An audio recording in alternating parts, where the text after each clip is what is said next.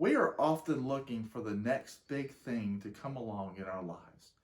When we plan events, whether it be for our friends, for our school, for our office buildings, or for church, we want it to be successful.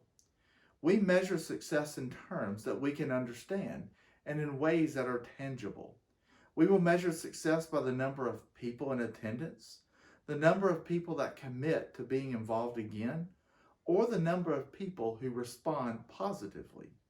Naaman thought the same way we think. 2 Kings chapter 5, Naaman had a skin disease called leprosy.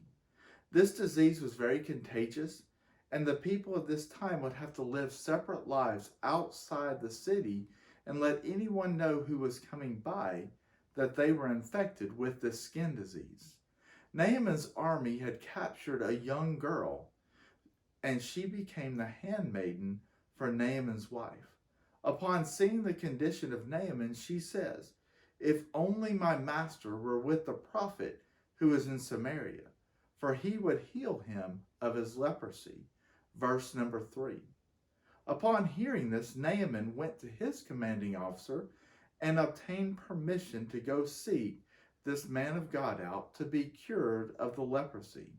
The king of Syria wrote a letter that went before Naaman, explaining what he wanted. The king first thought that they were trying to start a battle with them and did not know what to do. We read this in verse number 7. Elisha heard what had happened and that the king was distraught over Naaman coming.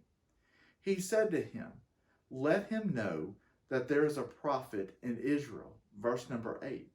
What Naaman did not expect was the response he received from Elisha.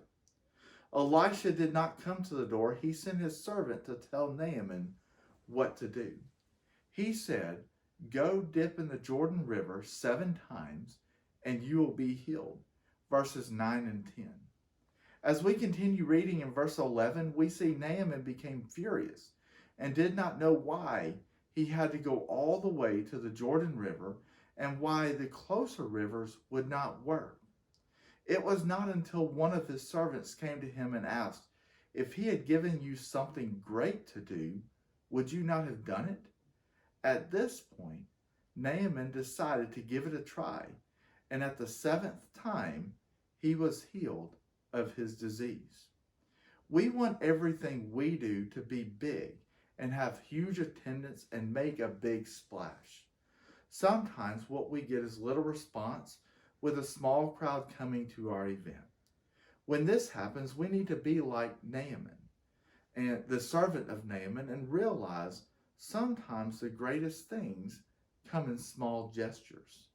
Sometimes when we look for grand gestures, we overlook something that might be right in front of us. This week, look for the small things that we can do to help someone lift their burden along the way. Be grateful for the opportunities that we have and make them count.